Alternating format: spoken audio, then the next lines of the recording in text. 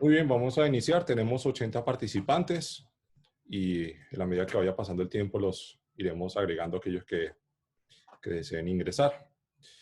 Me presento, mi nombre es Daniel Carvajal, mucho gusto, soy abogado, especialista en Derecho Administrativo de la Universidad del Rosario, socio de Carvajal Abogado. Y bueno, estamos haciendo este esfuerzo de recopilar lo que es nuestro conocimiento y nuestra experiencia en estos últimos 5 años atendiendo procesos de convalidación de títulos sobre todo de profesionales del área de la salud en Colombia, para ofrecer una serie de insumos, herramientas y elementos necesarios para que ustedes tengan cómo hacer frente a este trámite tan complejo y tan enredado. Lo que nosotros proponemos es tocar básicamente dos grandes grupos de temas. Inicialmente voy a tocar lo que sería el contexto. Sé que muchos de ustedes, porque además son inclusive amigos, ya están convalidando sus títulos y saben qué es convalidar, pero también tenemos, de acuerdo a los datos que recibimos de sus inscripciones, muchas personas que no saben todavía qué es convalidar, están apenas averiguando acerca del trámite y queremos hacer como una introducción acerca de ese punto. Vamos a tocar muy por encima lo que ha sido la normativa aplicable en los últimos años, requisitos generales específicos, trámite, actores formales para saber quién decide su solicitud de convalidación y qué elementos de tener en cuenta al momento de tomar esa decisión. Luego Andrés pasará a una segunda parte que consideramos la más importante de esta sesión, que será tocar el punto de los problemas comunes y las recomendaciones. Qué hacer, qué no hacer, experiencias, buenas prácticas, derechos de ustedes como convalidantes y finalmente vamos a cerrar con una sesión de preguntas y respuestas de cerca de 10 minutos. Ojalá nos dé tiempo para un poquito más. Comenzamos. De entrada, hay que decir que convalidar un título es traer un documento, digamos, expedido o otorgado por una institución formadora no colombiana y tratar de hacer valer ese documento que obviamente en Colombia en principio no tiene ningún valor a partir de una normativa que está bien clara. Tiene como tal 3 elementos. Es un reconocimiento oficial, es decir, no cualquier entidad puede hacer ese reconocimiento, sino únicamente el Estado colombiano a través específicamente del Ministerio de Educación Nacional, que es una entidad que está autorizada por ley para hacer ese tipo de reconocimientos. ¿Cómo se reconoce? Se reconoce a través de un acto administrativo que nosotros llamamos resolución, que es lo que se notifica al correo electrónico una vez concluido el proceso de convalidación. Y específicamente los títulos del área de la salud, o para los títulos del área de la salud, la mera convalidación, es decir, el mero reconocimiento de ese título en Colombia no habilita el ejercicio de la profesión. Muchos de ustedes conocen que existen profesiones reguladas, como la medicina, entre otras, que pues nos obligan a solicitar tarjetas profesionales ante gremios profesionales. Y en esa medida, hasta tanto el médico o especialista no tenga la tarjeta profesional que le acredite como tal en Colombia, no podrá ejercer la especialidad o la profesión como médico. ¿Qué no se puede convalidar? Es una pregunta muy común. Bien, títulos de doble titulación, es decir, aquellos que un programa se adelanta parcialmente en Colombia y en otro país, y tanto una institución colombiana como una institución extranjera suscriben ese título. Los títulos propios u oficiales que aplican especialmente para los casos de España, que ellos tienen 2 tipos de títulos oficiales y títulos propios. Es el caso que desde el año 2015, con la resolución 6950 del 2015, se prohibió la convalidación de títulos propios. Los títulos que se otorgan en Colombia obviamente no deben ser convalidados porque ya tienen todo el valor jurídico y legal en Colombia. Los títulos de pregrado en salud que no sean equivalentes a sus pares en Colombia, y esta es una pregunta muy común cuando pues nos contactan, y voy a poner un caso muy concreto que inclusive hoy 2 personas me contactaron, médicos integrales comunitarios no pueden convalidar en Colombia en la medida que la medicina integral comunitaria no existe en Colombia. En esa medida, pues, como no hay una referencia académica frente a la cual se pueda comparar ese programa, es imposible convalidarlo. Hasta hace un par de años no había ninguna restricción normativa, pero ya la nueva resolución, la 10.687 de octubre del 2019, sí tiene una prohibición explícita en el caso de aquellos títulos de pregrado en salud que no tengan equivalencia a sus pares en Colombia o que no existan en Colombia, como el caso de la medicina integral comunitaria. ¿Qué no se puede convalidar? Diplomados, seminarios, pasantías, cursos de profundización y la experiencia profesional lamentablemente no se puede convalidar. Muchos nos preguntan acerca de los fellowship, si se pueden convalidar o no se pueden convalidar. Pues la respuesta no es tan sencilla. De acuerdo al seguimiento que nosotros venimos haciéndole a ese tipo de títulos en Colombia, el ministerio en algunas ocasiones los ha convalidado, en algunas ocasiones no los ha convalidado. Sin embargo, a partir del año 2017, la tendencia es a no convalidarlos en la medida que corresponden a programas no formativos, sino de experiencia. Y el componente académico es inferior que en las demás residencias médicas o quirúrgicas análogas. En esa medida, en nuestra opinión, los fellowship no se están convalidando actualmente en el país. Vamos a hacer una pequeña reseña normativa. Estas son las últimas resoluciones que han estado vigentes y que han regulado el proceso de convalidación en Colombia. Vamos a centrarnos sobre todo en estas dos últimas, que sería la resolución 20.797 y la resolución 10.687 del 2019. Sin embargo, comencemos desde acá, teniendo en cuenta estos dos factores que son claves. Para el año 2015, la resolución 6950 era la que, como tal, regulaba el proceso de convalidación. Era una resolución relativamente flexible en términos de requisitos y de trámite. Los procesos de convalidación podían avanzar con relativa facilidad. Hasta tanto se dio esto que está acá, que estoy señalando, una crisis tremenda con unos títulos de cirugía plástica provenientes de Brasil que fueron falsificados y generaron una serie de inconvenientes, y por esa razón pues se cambia la resolución y se modifica expediendo la resolución 20.797 del 2017. Y otro elemento muy importante es el aumento de la inmigración calificada. En esa medida, esos dos factores impulsaron al Ministerio de Educación Nacional a modificar la regulación, y ya van a ver los efectos de esa regulación que están acá. Esto es pues, los 10 países que más títulos convalidan en Colombia. Esto es una línea de tiempo desde el año 2009 al 2018, cantidad de títulos por este lado. Y como vemos, hasta el año 2017 había un pico ascendente, y con la expedición de la resolución del año 2017, la 20.797, que fue muy estricta, se vino un pico abajo. Pero la razón no es porque la gente no esté intentando convalidar títulos, sino es porque los requisitos hacían imposible siquiera iniciar el trámite por una fase que ustedes conocen muy bien, que es la fase de viabilidad, que es un dolor de cabeza para todos nosotros. Acá está el total de títulos convalidados en ese periodo. Yo voy a avanzar porque ya casi se me acaba el tiempo. Les voy a dar unas características empíricas del proceso de convalidación. Son características que nosotros hemos ido encontrando con el paso del tiempo.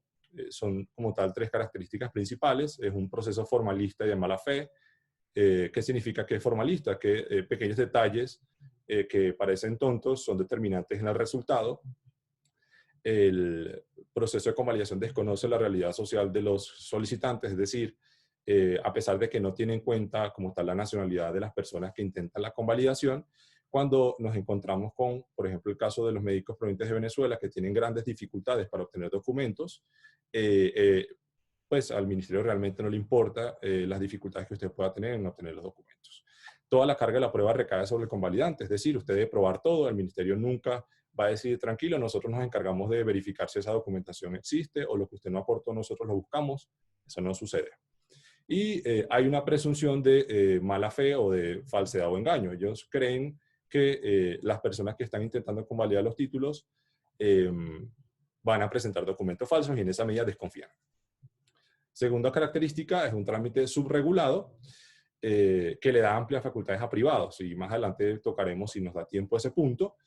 Hay personas que tienen intereses de tipo económico en que los procesos de convalidación sean bien complejos, y algunas de esas personas participan en la toma de decisiones de los procesos de convalidación. Hay amplísima discrecionalidad en las decisiones administrativas, vemos ambigüedad en conceptos académicos, se dice, por ejemplo, es insuficiente, pero no se explica por qué es insuficiente determinado aspecto académico, y hay opacidad en la información de interés público. El ministerio a veces se niega a darnos a nosotros como defensores en procesos de convalidación información que sería de utilidad para poder construir una defensa técnica apropiada. Es un trámite especialmente sensible en lo político, en lo económico y en lo social. Esta semana lo vimos como ante la propuesta del presidente Duque de flexibilizar el trámite de convalidaciones hubo una respuesta desmedida de muchos gremios médicos que, pues, por distintas razones no están de acuerdo con la flexibilización. Y en esa medida, pues, es un tema bien complejo. Vamos a avanzar. Este es un esquema de las dos últimas normativas en lo que respecta al trámite, ¿sí? La resolución 20.797 del 2017 nos permitía, como ustedes podrán ver en el gráfico, en esta parte, el pago únicamente luego de superar un concepto de viabilidad. Un concepto de viabilidad que es un dolor de cabeza. La normativa dice que en 30 días hábiles máximo el ministerio debe indicar si los documentos aportados son suficientes o no para iniciar el trámite. Y solo si son suficientes se autoriza el pago. Resulta que para el ministerio nada es suficiente. Entonces ellos lo ponen a esperar a uno por 8 meses y luego le dicen a uno no es suficiente, le cerramos el trámite por desistimiento. Esa fase tan compleja fue eliminada de la nueva normativa y con la resolución 10.687 del 2019 ya podemos hacer pago de inmediato, pero luego se hace una verificación de documentos que en nuestra opinión es una revisión de documentos mucho más superficial o sencilla, así que la mayoría de personas la supera. Voy a avanzar un poquito más, sé que estoy yendo muy rápido, pero queremos tratar de abarcar lo más posible y al final, si hay dudas, atenderlas. ¿Qué cambios relevantes hubo en la nueva normativa? Que es la que está al lado que les estoy señalando. Pues bien, los extranjeros pueden presentar el permiso especial de permanencia como un documento válido, eso para el caso muy concreto de las personas que vienen de Venezuela. Respecto de la fase de verificación de documentos, en vez de ser 30 días hábiles, se disminuye a 15 días calendario y se hace posterior al pago, como indicamos en la diapositiva anterior.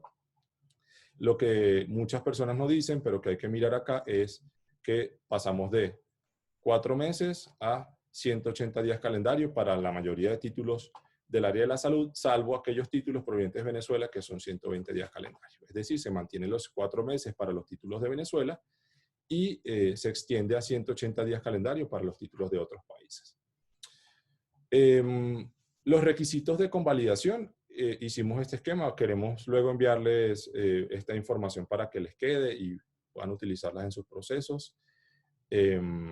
Así que no me voy a detener mucho, sin embargo, los documentos que están en rojo son aquellos que deben presentarse apostillados o legalizados, depende del país.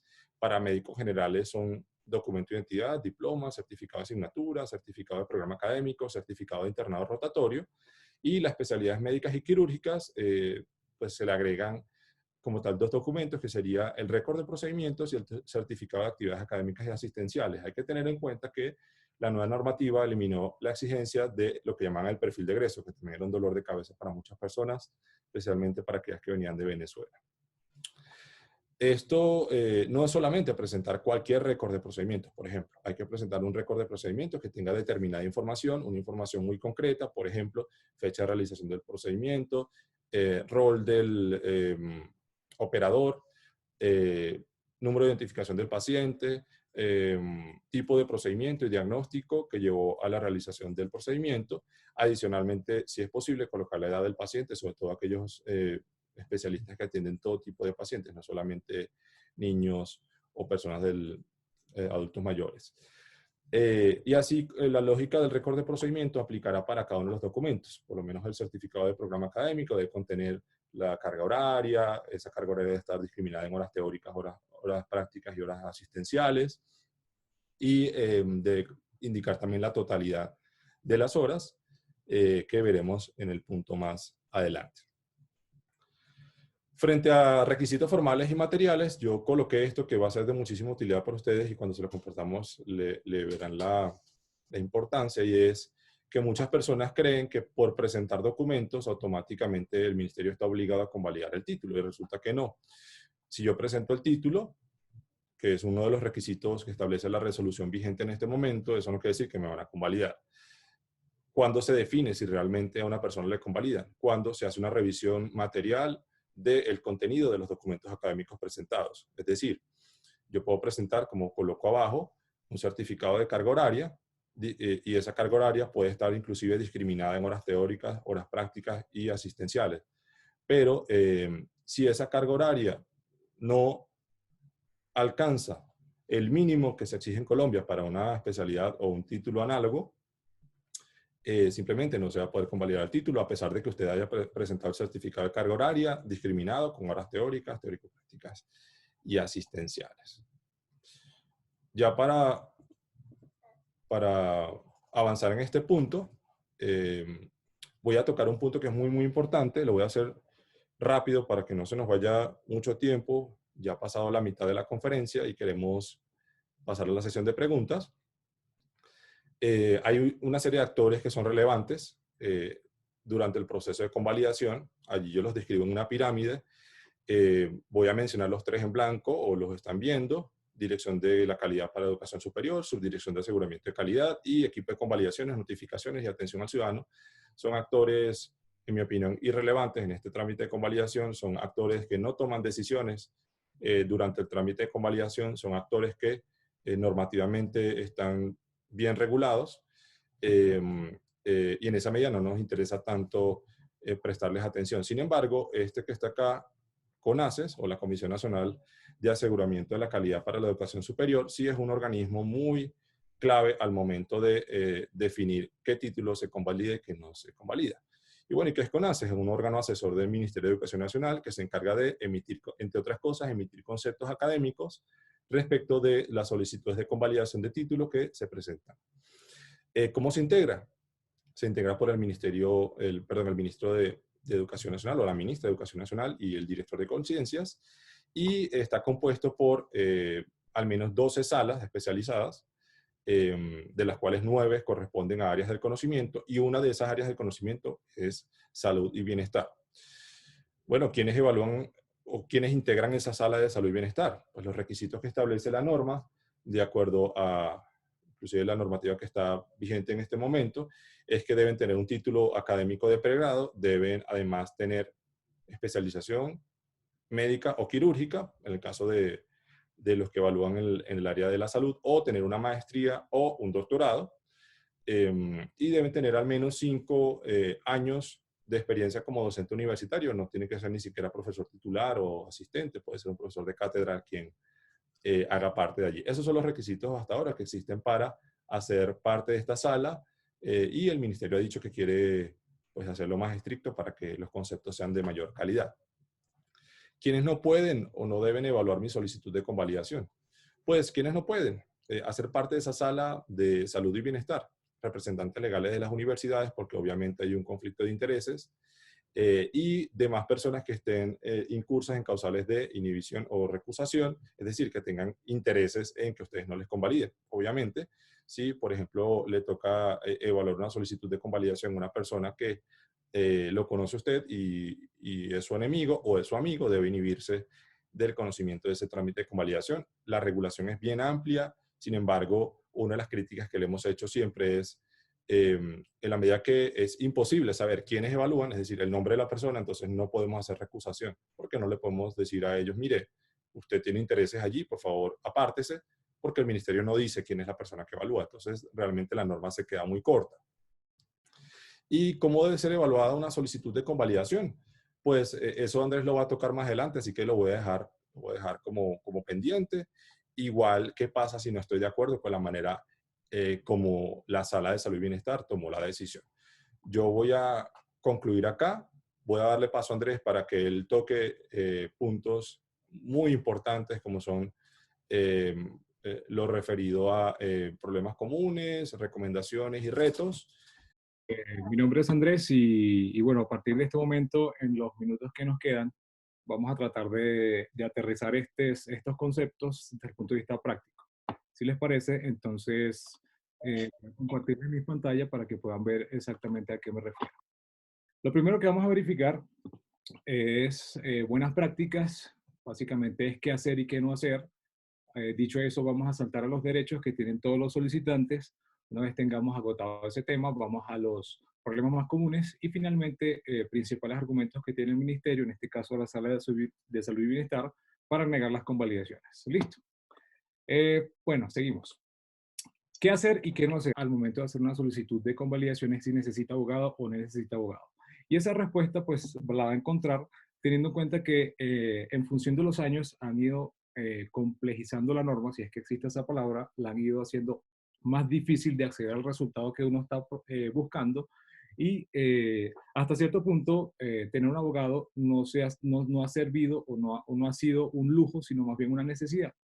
Desde esa perspectiva, pues es necesario que usted tenga un abogado que conozca el tema, un abogado de confianza, que usted sepa que conoce el tema y que pueda asesorarle de la mejor manera. La segunda recomendación o la segunda buena práctica del que hacer es que tiene bastante sentido presentar la solicitud una vez que usted haya verificado los documentos que le expidió su institución formadora y usted esté seguro que cumple con todos los requisitos que establece la normativa actual. Lo contrario es presentarlo tal cual se lo expiden a usted. Lo complicado es que la última normativa o las últimas dos normativas al momento de definir cada documento establecen unos requisitos específicos para cada documento. Así que no es tan fácil como presentar el programa académico que te dan a ti cada vez que te gradúas, sino que el programa académico tiene que cumplir algunos requisitos sustanciales que no aparecen en la normativa, otros que sí aparecen en la normativa, pero que en principio nunca están de golpe. La segunda o la tercera recomendación es que siempre hay que mantener un buen contacto con las personas que están autorizadas para emitir certificados en las universidades o institutos de origen, teniendo en cuenta que si la segunda recomendación es verifique sus documentos y si usted se da cuenta que le falta algo, pues tiene a través de esa tercera recomendación que hacer contacto lo más rápido posible con la universidad para que le expidan el documento tal cual se lo pide la normativa. No hacer eso, mejor dicho, no tener un buen contacto con la universidad, pues puede implicar que usted nunca la va a convalidar porque con mucha frecuencia hay oposición por parte de las autoridades, teniendo en cuenta que no se piden los documentos de tal forma, etcétera, etcétera. La cuarta recomendación o buena práctica del que hacer es la forma en cómo se presentan los documentos importa. No es lo mismo que usted presenta el documento mal escaneado, desorganizado, sin ningún tipo de numeración y, más importante aún, sin ningún tipo de identificación del documento, a que usted sí lo haga. No es lo mismo que usted aporte, por ejemplo, las páginas escaneadas al revés, que lo haga en forma horizontal, que le permita al académico, al momento de verificar los documentos, tener la facilidad y la practicidad de ubicar todos los datos que debería estar buscando.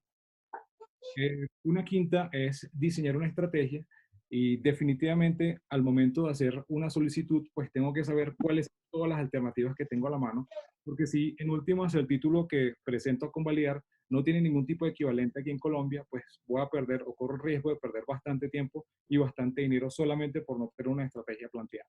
Finalmente, debemos utilizar todos los recursos previstos en la norma. ¿Eso qué quiere decir? Que si la norma nos permite, de conformidad con la ley 1437, que se aperture un expediente electrónico para cada solicitud, pues tiene bastante sentido utilizar todos los sistemas que tiene el ministerio para cargar todos los documentos completos, así supero todas las limitaciones que tiene el sistema. Por ejemplo, una de ellas es que no se admiten documentos que pesen más de 15 megabytes y pues, ustedes sabrán que un récord de 300 o 400 páginas puede pesar muchísimo más que eso.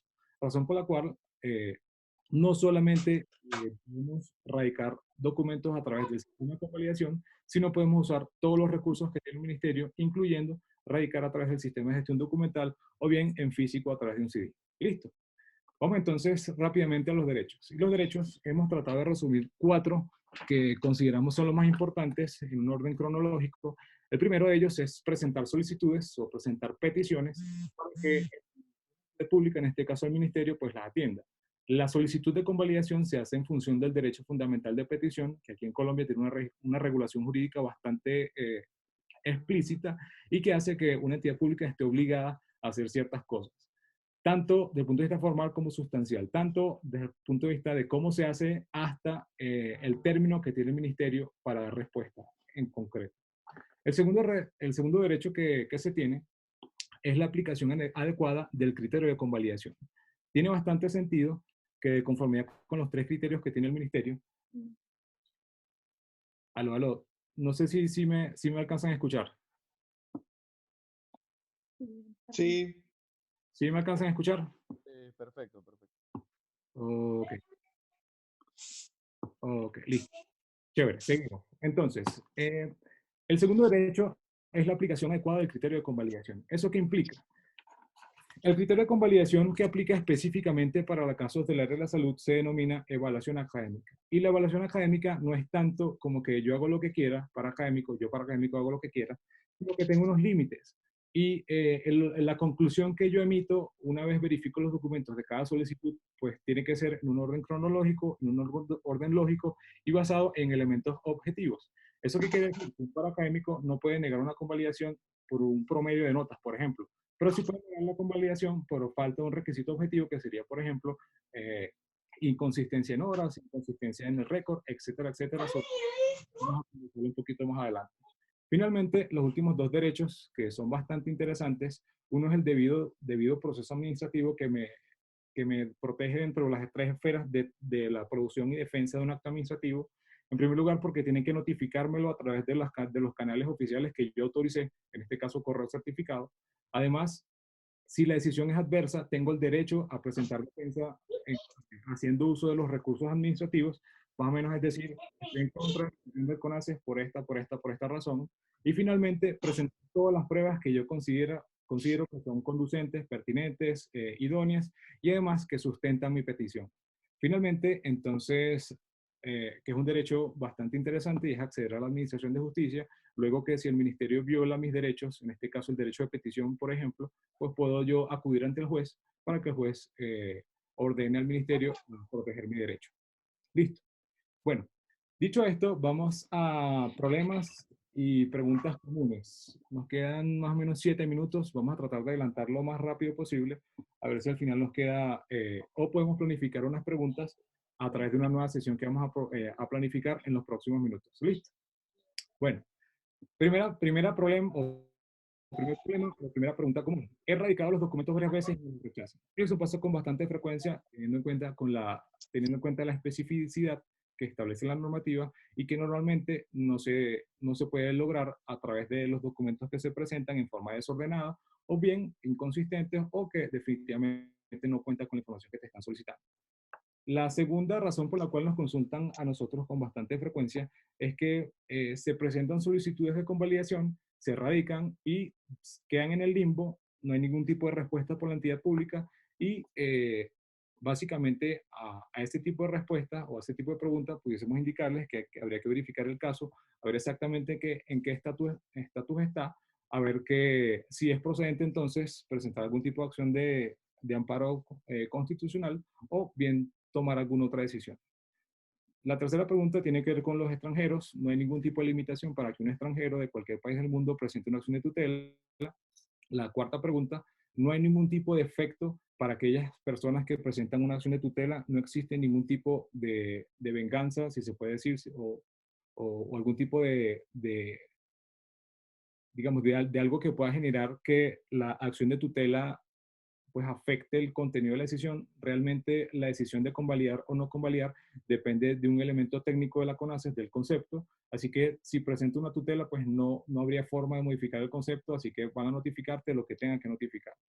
Finalmente, los últimos dos hablan de que si un compañero le convalidan, pues quiere decir que me va a convalidar a mí, pues eso no es de esta forma, no es el criterio que se aplica y con mucha frecuencia podemos ver, sobre todo en casos especiales que tenemos de Brasil, donde la discrecionalidad del ministerio es bastante abierta, luego que puedan 4 o 5 presentar una solicitud que sean compañeros de clase y finalmente no le convaliden a todos, le convaliden a uno o a dos. Es un tema aparte que podemos conversar en otra oportunidad, pero en todo caso, pues no es garantía. Y finalmente, si me niegan la convalidación, pues yo tengo derecho, tal cual lo expresé hace un segundito, de presentar todos los recursos que establece la normativa para presentar defensa en contra de ese concepto técnico. Bueno, aquí me están pasando una información. Vamos a tener una próxima reunión en los próximos minutos una vez finalicemos ¿se puede copiar? Una vez finalicemos esta reunión, teniendo en cuenta que con seguridad nos va a faltar un poquito de tiempo para conversar sobre las preguntas y sobre las actualidades. Y bueno, ya saben que tienen que conectarse o pueden conectarse. Seguimos. Principales argumentos para negar la convalidación. Vamos a tratar de por lo menos tocar uno o dos y los otros los tocamos después. El primero tiene que ver con la falta de información académica para emitir el concepto técnico. Y este argumento está orientado o nos quiere decir que el par académico, con la información que nosotros cargamos, no fue capaz de hacer el examen de equivalencias. No porque no sea equivalente en últimas, sino que no pudo determinarlo. Y normalmente se da por la falta de información. Ese concepto es bastante frecuente, como todos los que están ahí. El segundo argumento que utiliza el ministerio es inconsistencia o contradicciones en los documentos, por ejemplo, superposición de fechas. Se da bastante cuando, digamos, se diseñan los documentos corriendo o a última hora.